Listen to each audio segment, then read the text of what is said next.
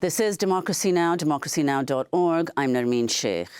We turn now to look more at this week's major NATO summit in Lithuania, where the military alliance agreed to invite Ukraine into NATO at some point once conditions are met. Ukraine's President Volodymyr Zelensky blasted the lack of a timeline as absurd. This comes as NATO is moving closer to expanding once again. Earlier this week, Turkey dropped its opposition to inviting Sweden into NATO. Once formally approved, Sweden will become the 32nd nation in NATO, which began in 1949 with 12 founding members. We're joined now by Gray Anderson. He's the editor of the new book, NATO Pultonism, The Atlantic Alliance Since the Cold War. He co-authored a recent piece for the New York Times titled, NATO Isn't What It Says It Is. Gray Anderson, welcome to Democracy Now! If you could first respond to what happened at the NATO summit in Vilnius this week.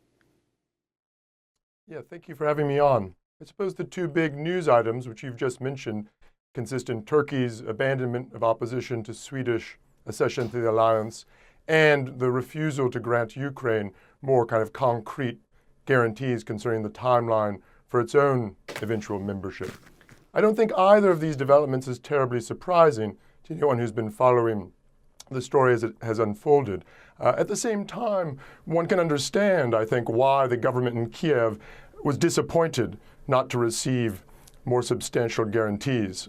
Stephen Wertheim was on this show recently, and he rightly invoked the precedent of another summit 15 years ago in Bucharest, at which the alliance, on the initiative of George W. Bush, made the fateful decision to promise not just Ukraine, but Georgia, eventual membership in the alliance. And I think, although the role of NATO and NATO expansion in triggering this conflict has been very controversial, today most, I think, people would agree that this 2008 decision was a fiasco. It was neither fish nor fowl.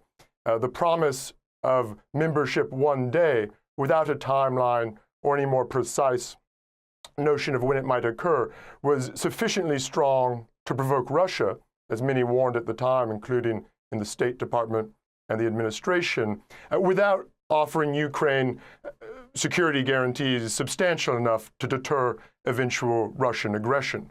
So I think one can perfectly well understand why the Ukrainian leadership today is extremely sensitive to any sign that American and NATO support might be waning. And Gray Anderson, could you speak specifically about the significance of Finland joining? Finland, of course, shares an 830-mile border with Russia. I think to an extent, Finland's membership and what looks to be Sweden's membership don't change a lot. Both have been very active in the alliance for some time, including on the military side, participating in joint maneuvers and what have you.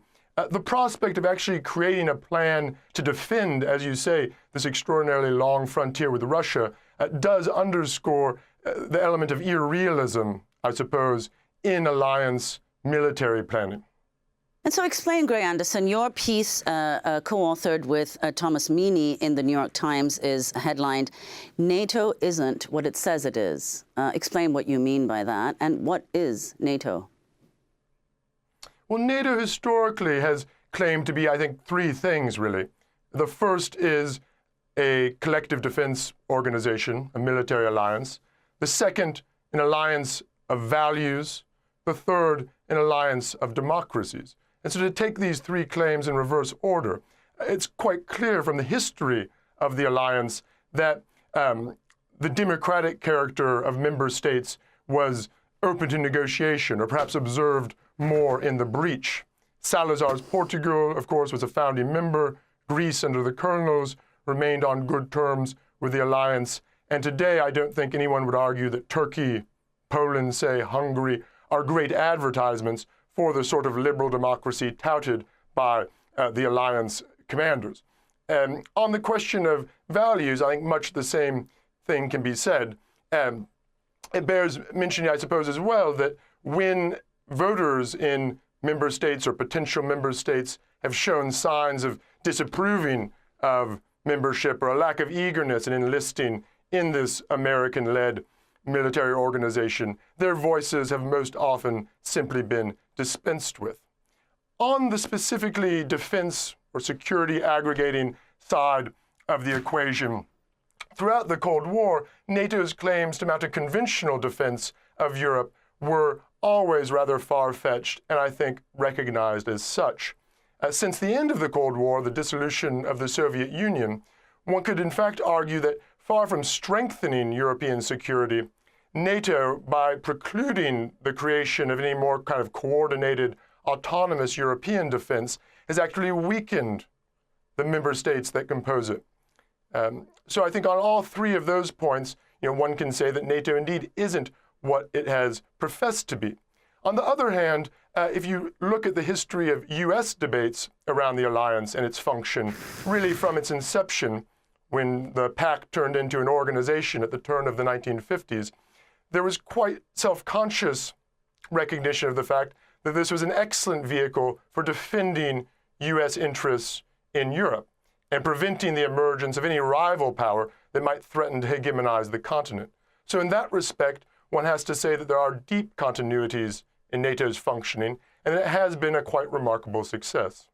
And you write in the New York Times piece, quote, NATO is working exactly as it was designed by post-war U.S. planners, drawing Europe into a dependency on American power that reduces its room for maneuver. Far from a costly charity program, NATO secures American influence in Europe on the cheap. So if you could explain how precisely is it that NATO's presence in Europe enables the U.S. to defend its own interests in Europe by weakening the capacity of sovereign European states to pursue their own defense objectives and economic, as you say?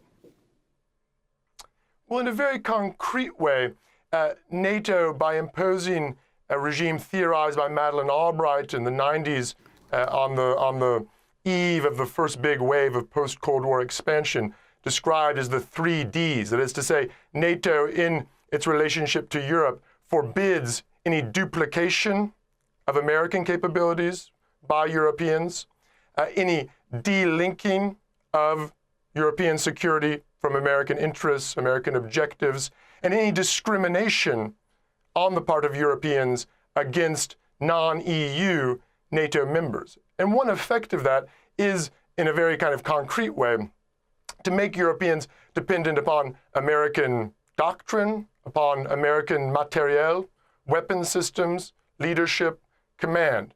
So those are all ways, I suppose, in which this relationship of dependency is quite visible. There are less visible ways in which European dependence on the U.S. for security gives America leverage over other types of decision. So we might get to this in a minute, but if one looks at Europe's relationship to China currently in the context of Sino-American tensions, when the U.S. decided to impose effectively an embargo on certain types of technology, microchip technology, going to China, one really is struck by how quickly the Europeans fell in line. In particular, the Dutch, who accepted, I think, just a couple of months ago, these restrictions. So that's sort of the tip of the iceberg, as it were, and what's most easily seen and quantified. And finally, Gray Anderson, you quote in your piece French President Emmanuel Macron on the eve of a NATO summit 4 years ago, effectively saying that NATO was undergoing nothing short of, quote, brain death.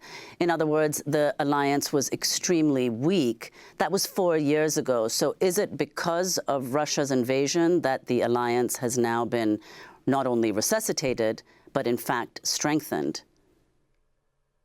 Yeah, I think it's in part due to the invasion, although one might be tempted to look even further back since 2014, with the crisis in Ukraine, Russia's annexation of Crimea, one has seen greater outlays on defense on the part of Europeans and a kind of reassertion of America's role on the continent. This has gone through ups and downs. NATO throughout its history has famously been plagued by crises of one sort or another. But I think there's no arguing that over the past year or so, it has been dramatically strengthened, and America's hand in Europe quite remarkably strengthened as well. Well, we want to thank you so much for joining us. Gray Anderson is the editor of NATO-Politanism, the Atlantic Alliance since the Cold War. We'll link to your recent New York Times article, NATO Isn't What It Says It Is.